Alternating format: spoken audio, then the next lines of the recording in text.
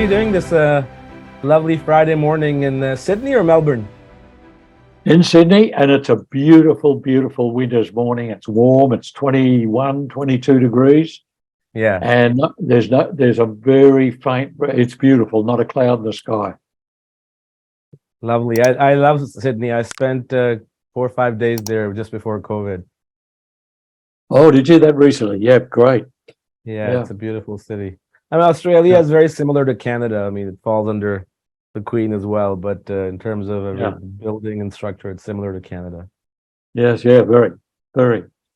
I've done a couple of films there, East Coast, West Coast, and always enjoyed it. Great cruise. Yeah. Where in East Coast did you film? We were in Toronto. We were in New Brunswick for children of lesser God up in New Yeah. Brunswick, and we did some second unit down in Toronto.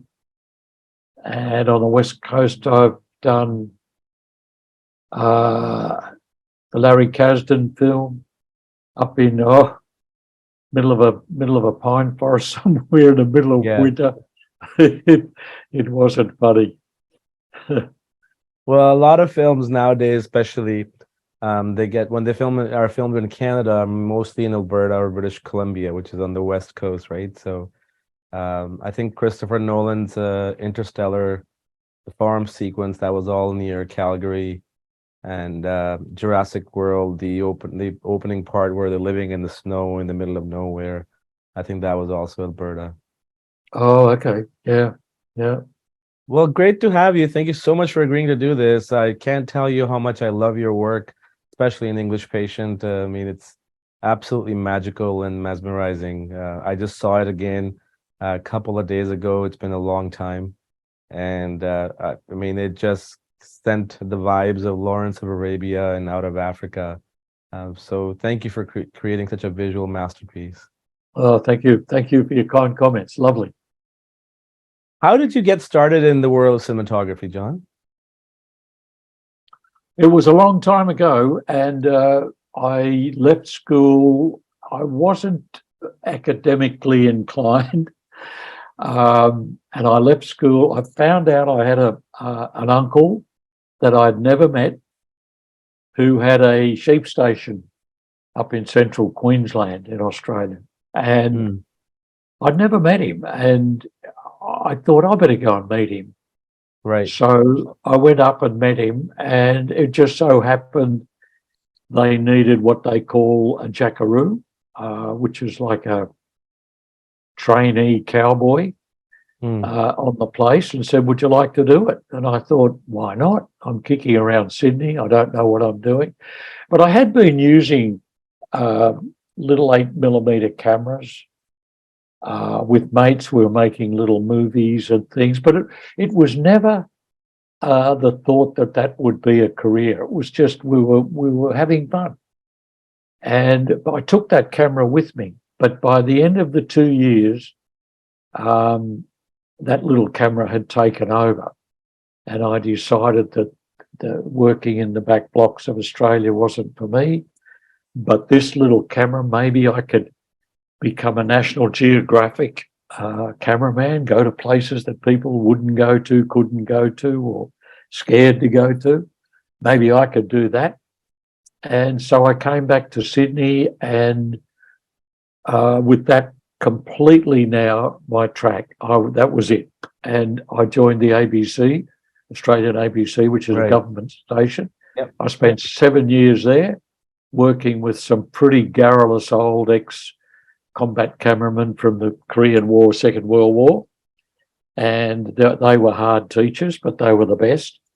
And then one day, I did a lot of documentaries there. And then one day they sent us out to the back blocks with a big camera and actors. And we put actors in front of the Outback. And the Outback I loved, and the cameras I loved working with. Now we had a big 35mm camera, and we had actors, and we had performance and drama. And I thought, this is it. This is going to be life. So here I am. Fantastic. And how did you break into Hollywood? I worked my way up in Australia. I loved camera operating. I just thought being the camera operator was the best job that you could ever get. Right. So where my peers and colleagues plunged up into directors of photography, I tended to stay back, and I ended up working for them a lot, which was great because every film I learned something new, I learned something more. And then I started lighting. Somebody offered me a job, and I said, well, who's lighting it? And they said, well, we were hoping for an extra cup of tea a day, you'd do it. And I thought, maybe it's time. So I did that and got a bit of a shock. And I went back and I operated a couple of films for the great Russell Boyd. And then I started films again. In that, I met Peter Weir. I was camera operating for Peter Weir. Mhm. And years later, he said, you know, can you come to America and do firstly the Mosquito Coast? We set up for that in Belize, and that crashed and burned. So they sent us back to Australia, and I think it was only about 2 months later, Peter rang and said, I've got another film to do in America. It's going to happen very quickly, and it's got Harrison Ford in it. Well, that was like Harrison Ford. And that Right. was Witness. So we went back over and we did Witness, and that opened the door. Yeah. No, Witness was a remarkable movie. I honestly don't remember Mosquito Coast. I've seen it, but the one Peter Weir's film that stood out for me growing up, because I was going into film as well, and just the poetry behind it, right? Dead Poet Society. I mean, Oh, what an incredible, probably Robin Williams. I mean, he has done such amazing stuff, yep, but yeah. that was his most amazing dramatic performance. It was a phenomenal film. And And I so glad to, I didn't even know that you did that when I was doing some research. That's when I discovered that you did that as well. So, which is fantastic. Robert Williams is such an enjoyable man to work with. You could see, in all honesty, a little bit of pain in there. He loved making people laugh. If he Yeah. couldn't do that, he seemed to be very sad in a way. But gosh, he put in a beautiful performance, I thought. I mean, he could do anything, Mrs. Doubtfire Yeah. to, Dead Poet Society, Goodwill Hunting, and Good Uh, Morning Vietnam, like Aladdin, like all these amazing, amazing films. The list never ends. And it was such a yeah, sad thing that we lost him. I mean, he was a remarkable human being from what I've heard as well. incredibly sad. And we Yeah. we we got on well. He asked me to do a couple of films after that, and unfortunately, I was scheduled out. So I never got back to work with him, which was a big shame. That happens a lot in the industry, as you probably know, Yeah. that your schedule is such a tight thing at times, and you get offered a film and you sign on, and then another one comes along later, and you think, oh gosh, I'm sad to miss that. Um, but you have to. I feel you've got to honour the first Of signature. course. So there Yeah. you go. Yeah. And English Patient, right? Like you worked with Walter. I mean, you didn't work with Walter Murch, but obviously, he edited the film, and then you have Anthony Minghella, the late Anthony Minghella, directing it. What do you remember how that started? How that got you involved? Like, do you remember, was it like a straight on sign the picture, or you read the script, or tell me that story. It was interesting. It was one of the most interesting introductions to a director, in that mostly, we got flown in to have a lunch with the director, and so that you'd suss each other out, I suppose, Yeah. and then a decision would be made by the director, and then you might get the film, and away you go. With Anthony, he was in Rome and doing pre-production on it, pre-production really. And I just got a phone call straight away to say, Anthony would love you to do the film. Can you get over here? Which was so unusual. But there was a lovely Australian friend, Steve Andrews, who was the first assistant director, and producer, executive producer, I think. And we'd worked together on numerous films in Australia. And I know he was a great support. And whether or not he put a little word into Anthony's ear, I don't know. But it was very strange, that phone call, pack your bags, get over here. We're going to make this movie, Your Honour. And so when I arrived in Rome, that's the first time I'd clapped eyes on Anthony. And luckily we got on well. It's a funny thing sometimes, the way that works. In very few days, he said to me, he said, how do you see that opening shot of the aeroplane? And I said, well, it might be a bit weird, but I always thought that maybe craning up from the sandhills going by and craning up through the root of the main wing of an aeroplane to reveal the people in the cockpit of an open type aeroplane. He said, that's exactly what I had in mind. And I had the movie. So we kind of started off well. So that was good. And I think the end result, I watched it again yesterday just to prime all the little thoughts. And I think Anthony did an amazing job. He did. I mean, sorry, go on. He's one of those beautifully made directors who are extremely collaborative. And he seemed to always say, my success is due to the fact that I surround myself with people who know what they're doing. Yeah. And, he was such a lovely man for that. And even though many times there was almost a vagueness to what he needed, what he wanted to do, how he was going to handle a scene, it was a vagueness of approach that we could have, that we could say, well, that last scene in the edit, if it gets that go, it'll roll through. What if we blah, blah, blah, did this or that or whatever? And it was little wedges of ideas that would then instigate his, quite frankly, brilliant mind as far as writing emotion of actors and integration of that between them. He was a genius at that, and I was privileged to see actors literally sitting at his feet, listening to every word.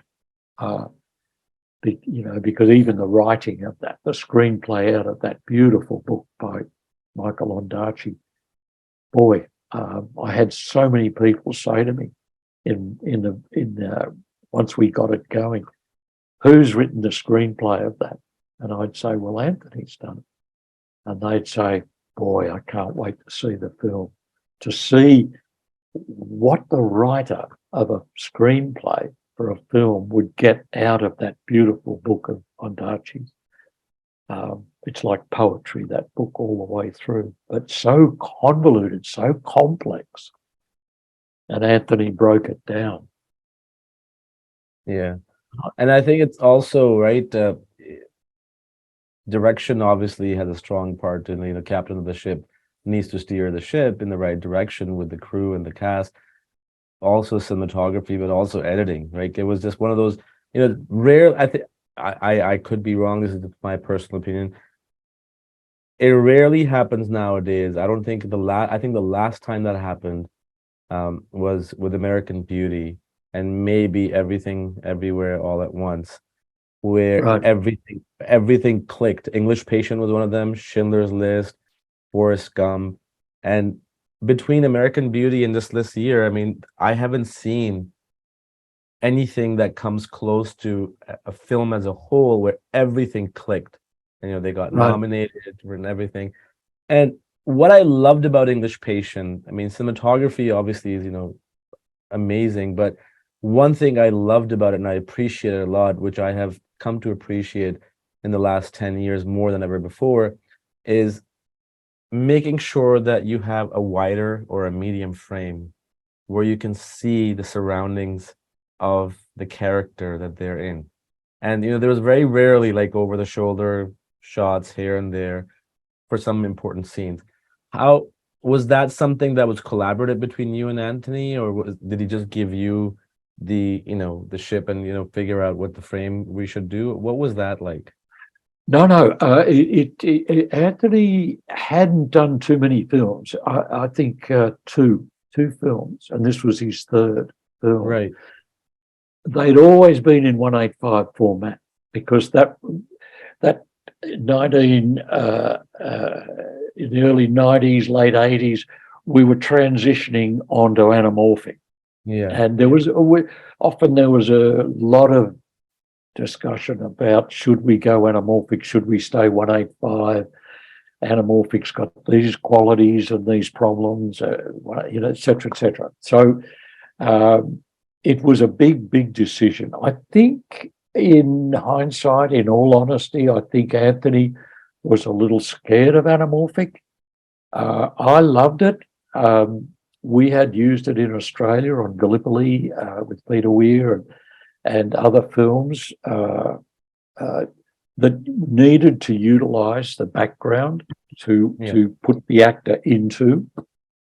But I could sense in a way that Anthony was a little bit reticent to go the anamorphic, and I put it down years later to an unfamiliarity with that format.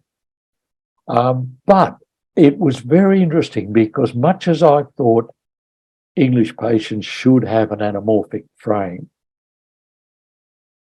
because of Anthony's wonderful script and listening to him talk about the performances that he will ask the actors to get, the realization came to us both, I think, that this was a film about people in the desert, not about the desert with people in it. Mm. And anamorphic gives you the desert with the people in it. But 185, we felt, would give us the people first, the story, the essence of the whole exercise, and the desert would be in the background. With that in mind, we then agreed that the camera would never start on the desert and pan to the story. Right. We would always have the ability in the edit to cut to the story that was in the desert. And we held that. And a couple of times Anthony'd say, can we start on the thing? I'd say, no, Anthony, remember we agreed we wouldn't do that. We would never pan onto or tilt down or crane up or crane down to the story. We would always cut to the story and the background would be wherever they were. And he'd say, yeah, right, we did too.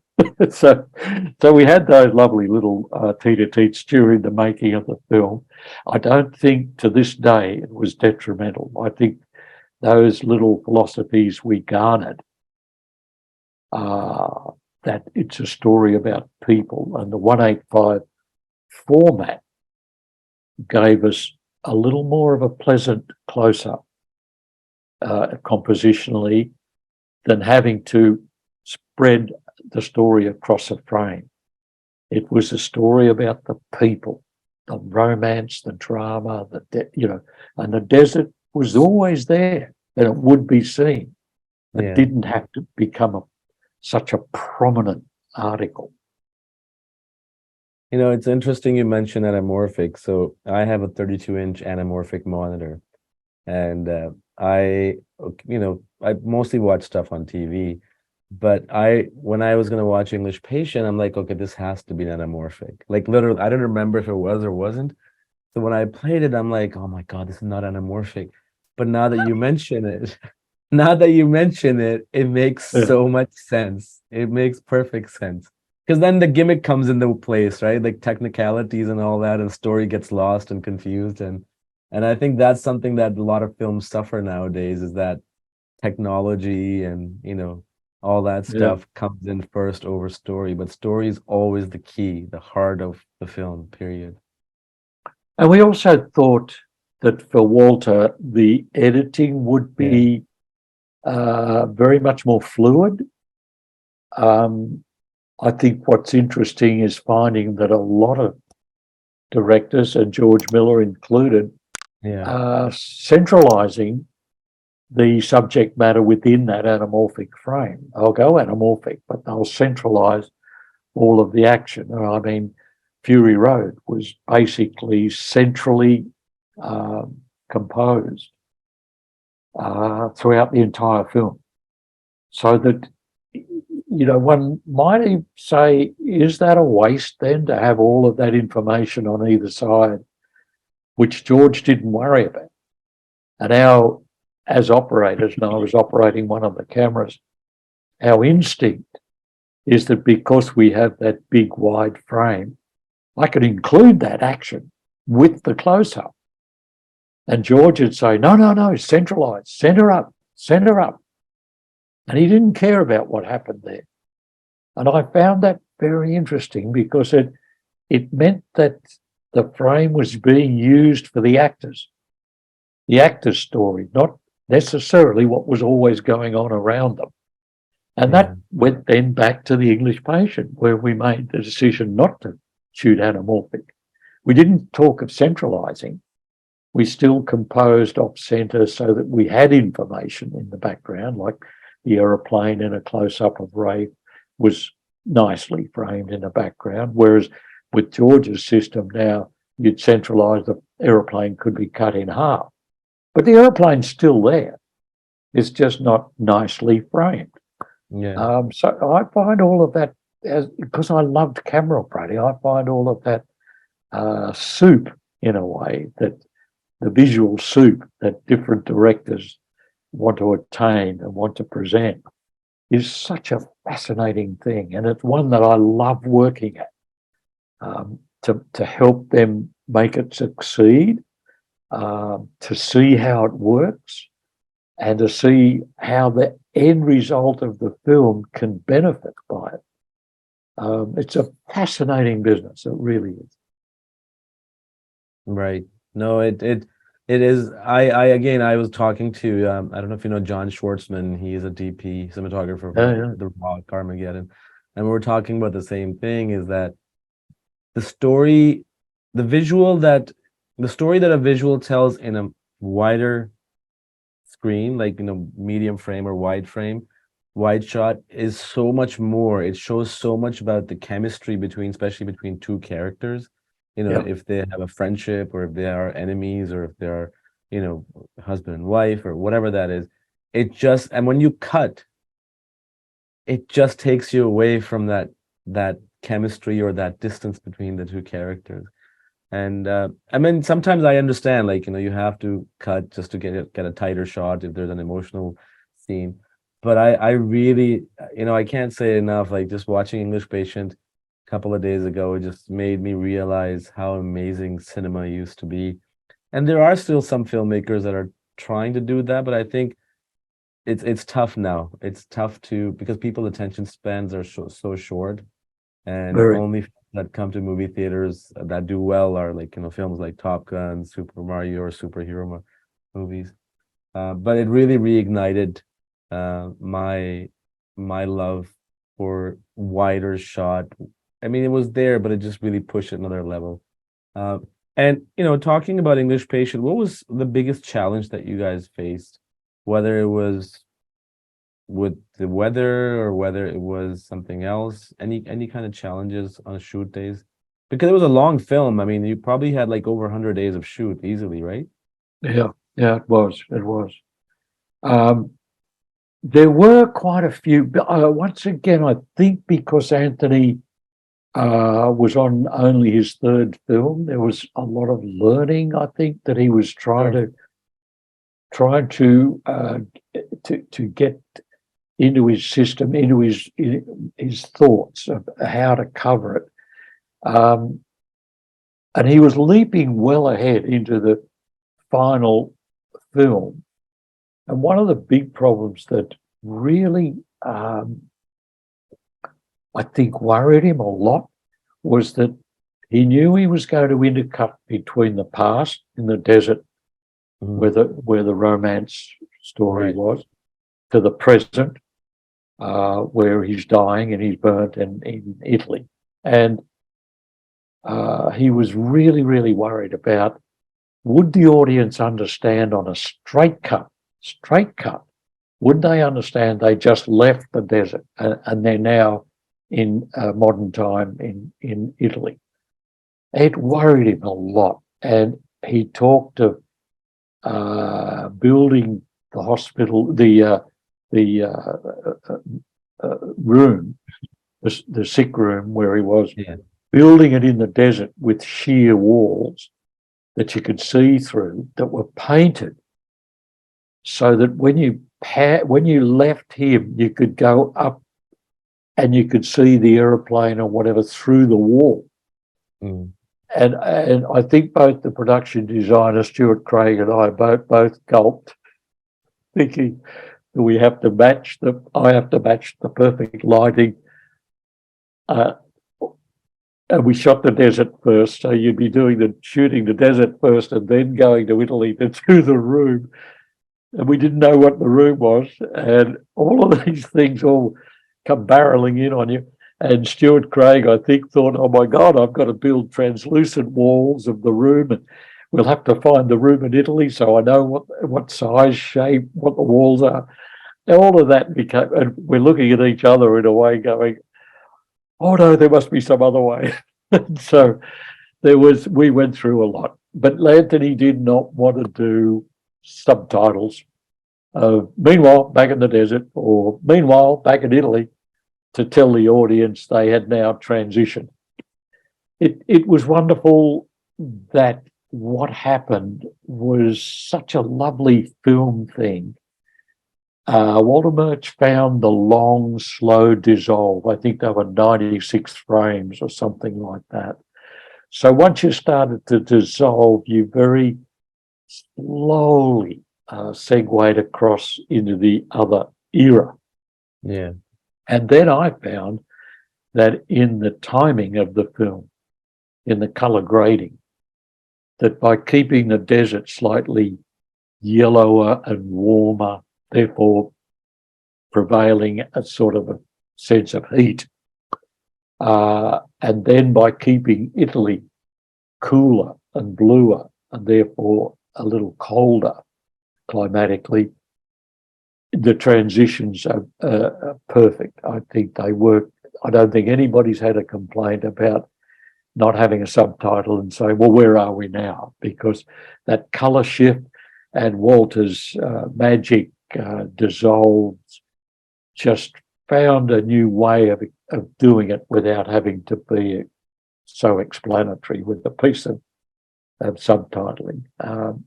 That was one of the big problems. I mean, the others were normal movie problems of, keeping cameras protected in desert situations with windstorms, sand.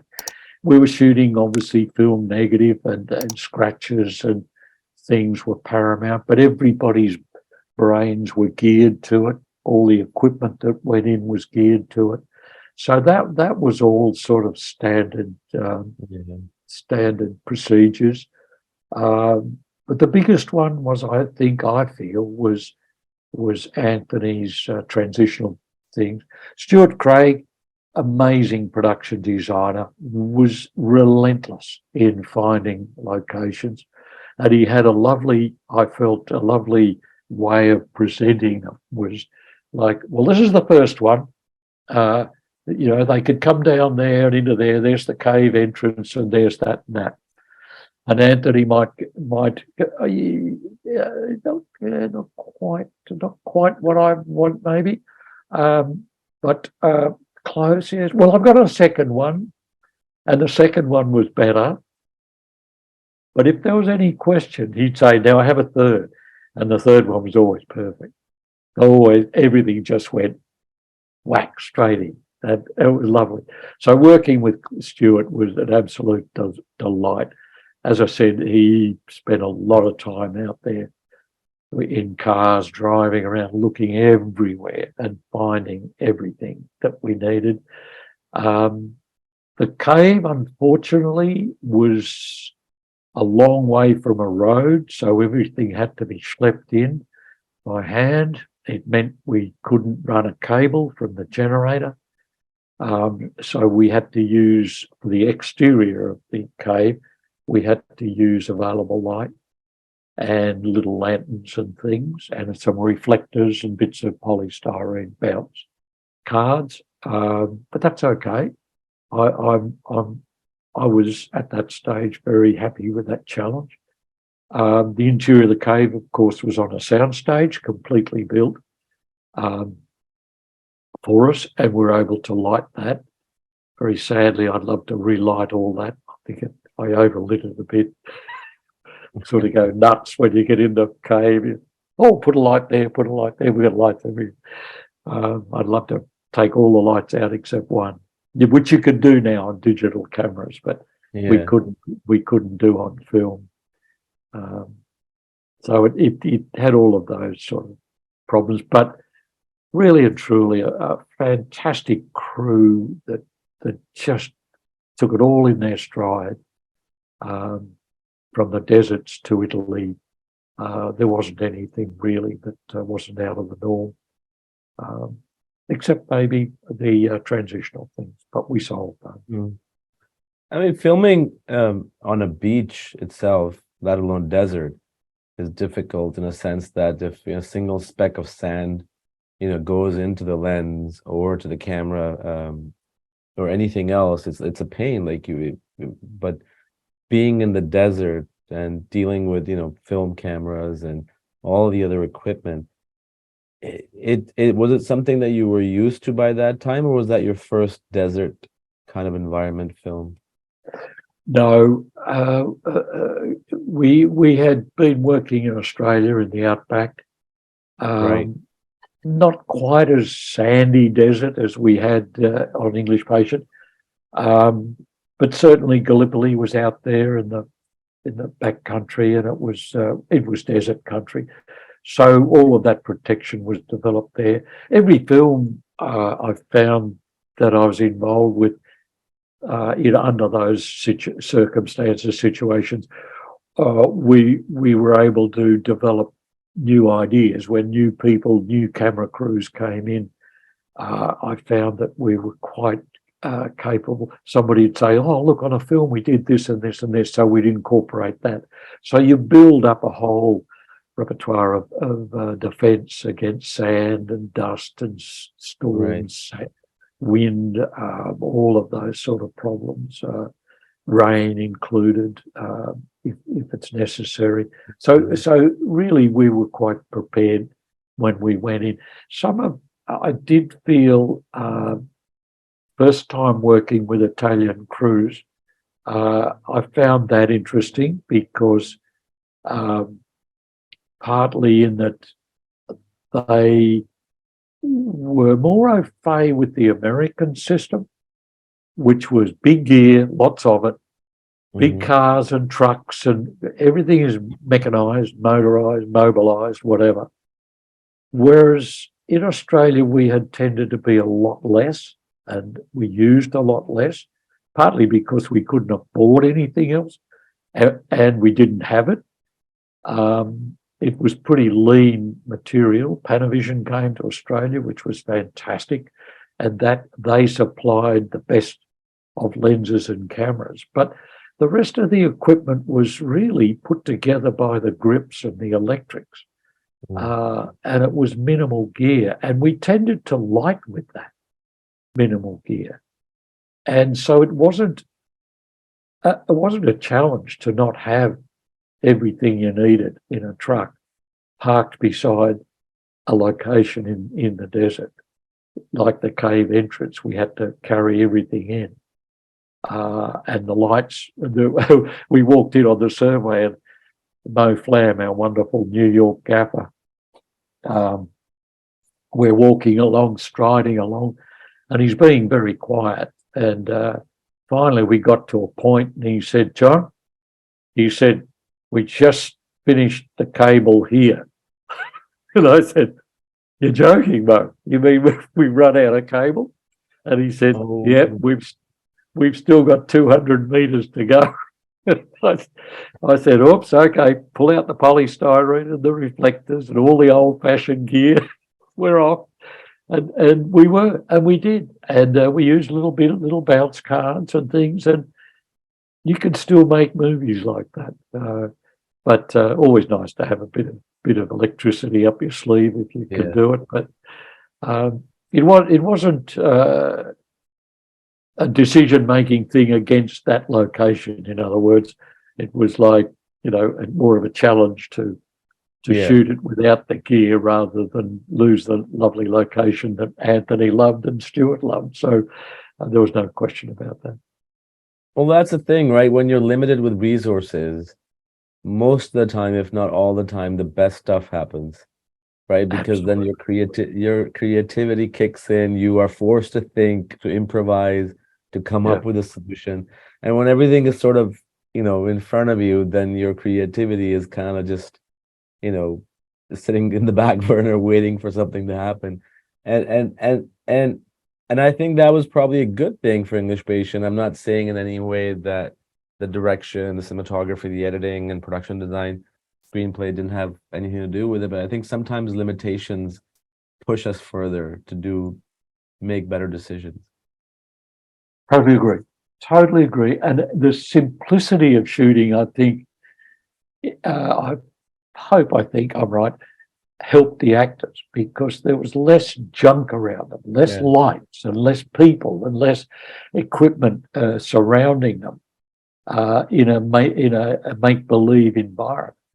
And I've always, from very early in the piece in Australia, tried to make the space for the actors as comfortable as possible within the bounds of the script. In other words, keeping everything possible to a minimum, that this is a movie set, that trying to keep the actors in in their place in that script by keeping a simple location set or even interior set as simple as possible for them and for everybody. Uh, and I think it helps. Nobody's ever said so, but I think possibly that little thin end of a wedge may help to satisfy their feelings that we're actually in the movie while we're making it, which I Uh, think is so important. I think that's probably why independent cinema is so much more effective than mainstream. I mean, among many other factors, it could also be because of low budget, limited number of crew. And the actors, even though they're actors, they still get nervous, Yeah, performing in front of 200 or 300 people versus 20 people. yeah, And it just becomes like a family environment. Um, yeah. with Anthony, how many what kind of a like what kind of number of takes he used to do on average? Was he like he knew what he was like he was a safe number three, or was it more than that, or it varied? A little more than three. Not much though. The actors were very economical because they were so good, and and they so wanted to make all that work. It was his writing, his words. They all loved it, and as I said earlier, they all loved his words, and they just wanted. I remember Kristen Scott Thomas, gorgeous woman, saying, "I just love coming to work. I just love coming to work to say his words." And I thought, wow, that's fantastic, because I've worked with actors who arrive and don't know the words and Yeah. start to try to learn them, as soon as they arrive or when they're in makeup or something. And it's just that difference. But that was such a lovely compliment to to Anthony as the screenplay writer, that an actor wanted to get up and get dressed and come to work to say his words. So vaguely, I remember the 3 to 5, maybe 6 takes at the most. Um, but they were all so good, it we were economical compared to other films I've helped to Yeah. make. Yeah. And When working on the English Patient, like you said, there was, storms and all that stuff. There's obviously a scene in the film like that, not obviously it wasn't a, a real storm, but was that something that you guys experienced very harshly, going through sandstorms and production being halted? There were a lot of logistical problems in Tunisia at times. Um, and I know that with the office and Steve Andrews, first assistant director, having to change things rapidly because of not necessarily the weather. The weather wasn't too bad. Once you get into a desert at a certain time, that weather stays reasonably stable for long lengths of time. Sandstorms we got more regularly, obviously, but not rain, not in the desert. And Italy was, in a way, so fragmented in its storyline and the flashbacks. If the weather was inclement for a scene, we could still shoot it because the flashbacks meant that we'd been away. When we come back, climatically, it's different. So it didn't worry us. And we just kept shooting through everything. Over the years, I found that budgets are very tight as to schedules. And I've always felt that that the cameraman who can make it work, even though it's not exactly suiting the situation for him or her. I really do feel that that's what they're paid to do, is to make it work somehow. And I think that in a way with English Patient, we were so lucky that the whole film is bouncing backwards and forwards so much that really you didn't have to worry about a total continuity of weather or light. Mainly in the desert, I think you might, if you cut to the desert, it was raining like blazes maybe, but it never did. And so we didn't have that problem. What we did find that we came out of their wet season, luckily during pre-production. What we did find was that the sand was very hard, and therefore it didn't. It wasn't soft and dusty as I think we imagined, so that the cars didn't leave a trail of dust to say that it's dust and hot in the desert. It was all hard packed from rain. But of course, the aeroplanes found it fantastic because they had a hard ground to land on. There were times when it was almost slushy, even though the sun was out. The trucks, the cars had a bit of trouble getting through. But in a way, that was part of the story as well. So all of it seemed to work in together. And I don't remember on that film really having any major weather problems at all. The true measure, in my view, of a film, among other things that we've chatted about, is how much effect it has on popular culture. So, the film came out in 1996. The Oscars were March, I was looking at this earlier today, March 24th, 1997. And on March 13th, 1997, 11 days before, there was an episode on Seinfeld. I don't know if you've ever seen that, which was literally about English Patient. Oh, do you remember that? I remember it, people telling me about it, but I was never able to find it. Oh, you gotta watch it. I mean, it's a season. I'll tell you right now. It's season 8, episode 17. And I won't tell you since you haven't seen it, but one of the characters, Elaine Bennis, her entire storyline is wrapped around English Patient. Right. I mean, the fact that it went to Seinfeld, so it's such a serious movie.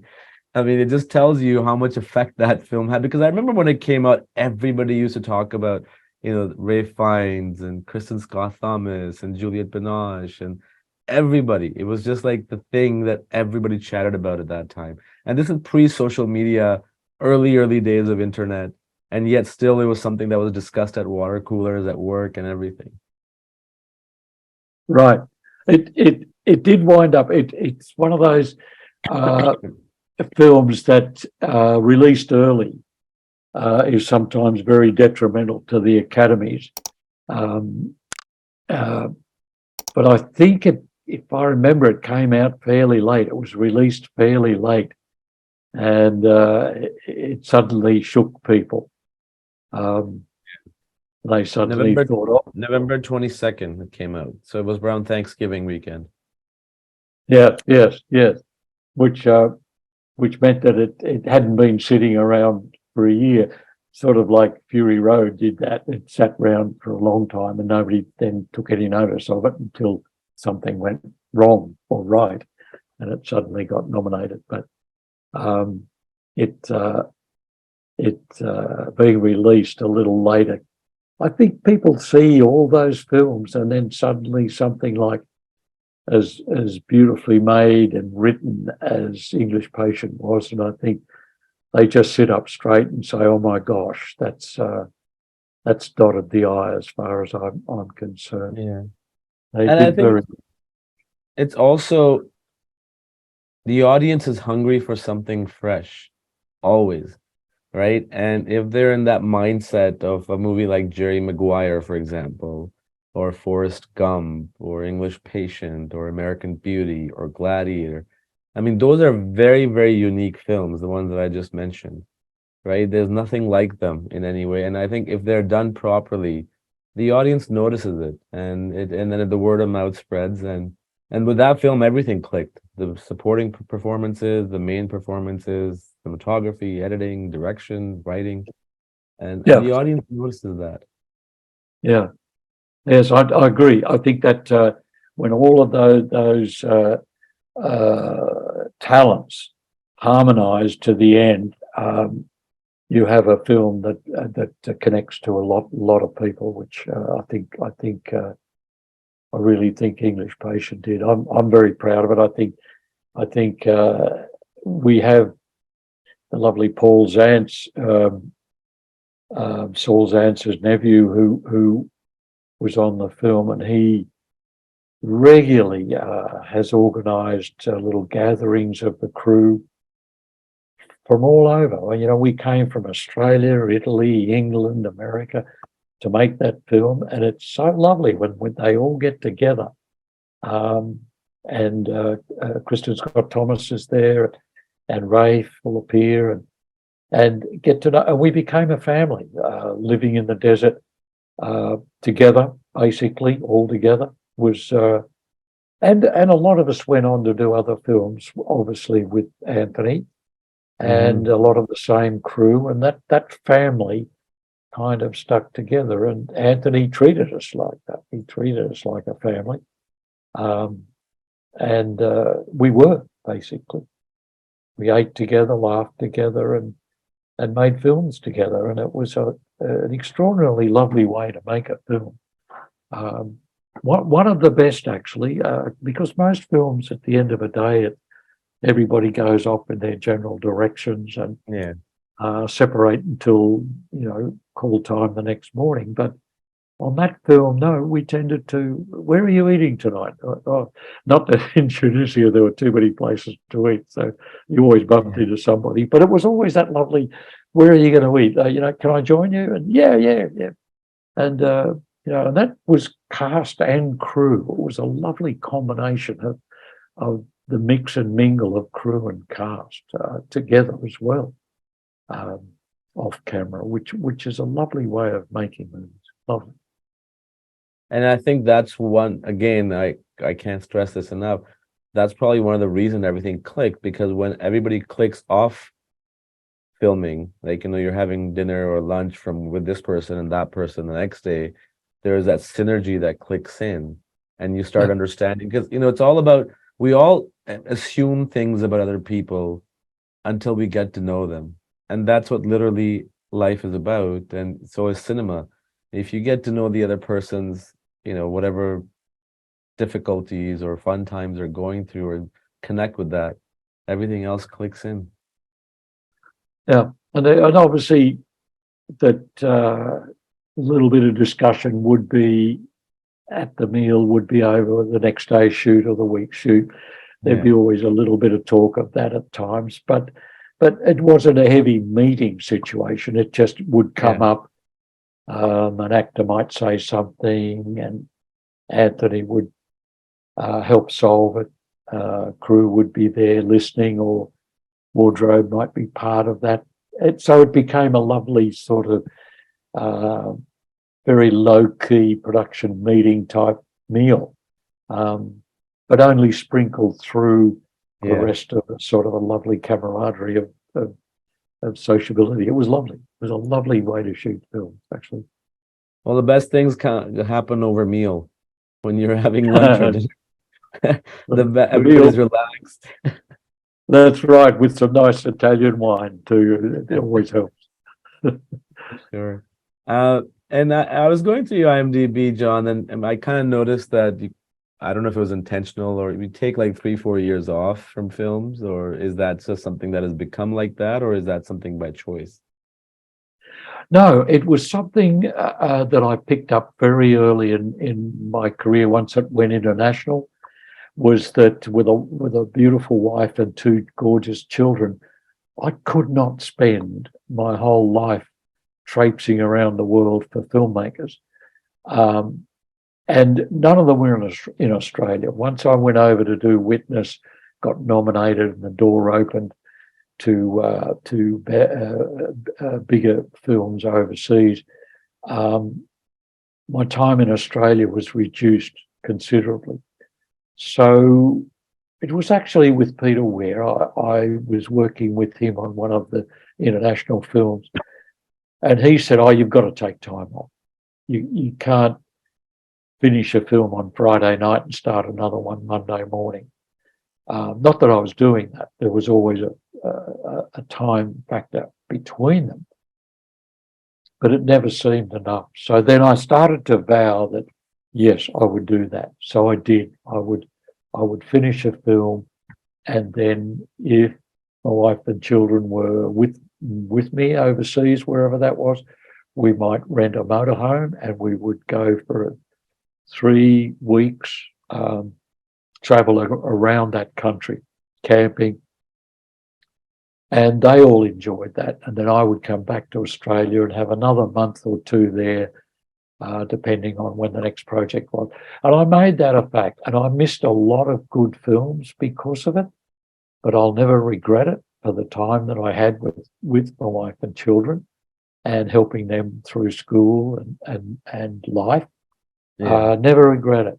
Never regret it. And the other films were beautifully done and beautifully made by other people. So be it. But I have no regrets about it. And I did stick with that, much to the chagrin sometimes of directors that I wanted to work with that got caught up in that.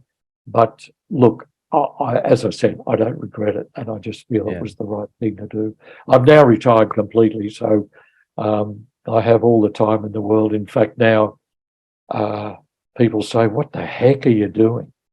And I'll have to tell them, in all honesty, that if I want to take a holiday and relax, I'll go back to work. It's interesting you mentioned that about not having any regrets. I think I was watching, this was very recently, Michael Keaton came on, I think it was Hollywood Reporter or Variety, one of those roundtable discussion. And he said the same thing. He's like, basically the essence was that when your kids are growing up, take the time off. Yes, you will lose jobs, but believe me, you won't regret it afterwards. Like, once they're grown up, because that time, eventually they're going to go to university. Eventually they're going to have their own life. Until then, just sit tight and hang on. And then you have the rest of your, next 15, 20 years to do again, whatever you wanted to do. Exactly. Yeah. Oh, that's lovely. You said that. Yeah. I mean, it was pretty hard. As I said, I had to pass on a lot of great films I would love to have done, but so be it. But I think this is kind of going in a completely off topic direction. I always talk about this tell this to myself whenever I'm making a decision whether it's about film or family or whatever, the first thing that I think about, and this may sound morbid, but that's just how I make decisions, is that if when I'm on my deathbed, whenever that is, and if I'm going to look back and think about a moment that I wish I had changed and I didn't, I'm going to regret it. So I might as well take the leap of faith and do it now, even if it sucks. If I fail, that's okay. I just don't want to have any regrets down the road. Oh, lovely. No, that's good thought. And of course, what is lovely is that um, the films that I have been part of, I'm really chuffed that a lot of them have been so well received. Even you saying that Dead Poets Society is an extraordinary film. I mean, one of the greatest compliments of your life could be when our granddaughter, our eldest granddaughter, was in high school, and I got this phone call on my mobile one day, and she's whispering and she's saying, "Papa, do you know where I am now?" I said, "Sweetheart, I wouldn't have a clue." And she said, "We're in the movies watching your movie." I said, "Which one?" She said, "Dead Poets Society." I said, "Oh, are you enjoying it?" She said, "Oh, I love it." And that to me is one of the greatest compliments I could ever get. That film is being used by schools to teach children about life and death and man's unrest, and to come from our granddaughter was such a lovely compliment to Peter, to the writer, to the film, everything about it. And I think those moments are just ready to compensate for any other regrets that you might have about missing another movie. Yeah. Yeah, Dead Poet Society, I'll tell you. So Dead Poet Society came out which year? It was 89, I think. Yeah, 89. So I yeah, remember, so I got the film bug when Jurassic Park came out, but there was right. something, but there was something else lingering before that. I had an exact same teacher for my grade 11 English and grade 12 English class, Mrs. Brownlee, her name was, and she was very tough, and she was always hard on me. And we saw Dead Poet Society in the class at that time, and it had such an impact on me with Seize the Day, Oh Captain, My Captain, and just learning and then the funny thing was that that's exactly how she was. The Uh, character that Robin Williams played. Like it's not about, getting a grade and all that stuff. It's just about experiencing poetry and reading and literature and all that. And it had a huge impact on my life before Jurassic Park. I didn't know at the time that I wanted to maybe be a filmmaker, but it sets the seeds, in my brain that this is the direction that I want to go to, not knowingly. oh, fantastic! Yeah, and interestingly too, that film we shot that so fast with one camera. It was before I really started to use multiple cameras, um, and we had to shoot that very very quickly. I think we averaged 21.5 setups a day with a single camera, Oh, and that was wow. the average over the film. And Peter was very tough with the actors that if they wanted another take, there had to be a good reason. Otherwise, we're moving on because, he had so much material he wanted to get for the editor to be able to hone that film down to the piece of work that it is. We had to shoot as much as we could to give the editor that material. And he was very hard on the actors, but the boys were just so great. They rallied. They loved doing it. There wasn't one of them that didn't not want to come to work. Especially working with Peter, who once again is such a lovely, quiet, dedicated, talented man. and a family man that treats everybody on equal. That's helping to make a film. So they all enjoyed the process, I think, on set, but also enjoyed being the people. And of course, we've talked about Robin Williams's approach to it. Was just extraordinary. A lovely, lovely man. Yeah. No, it was purely a beautiful film, and I wish I could talk to you for more, but I would love to chat you again, maybe in the next coming weeks and months about your other films, because this has been amazing experience chatting with you, and I really appreciate your time. Oh, Javed, thank you very much. It's been very enjoyable. Actually, lovely questions. Lovely questions. Great. Thank you so much. Thank you so much, John. I'll be in touch for sure. I'll send you an email probably next week, and we'll chat more for sure. Done. Thank you very much. Thank you. Have a great day, sir. You too. Take care. Bye.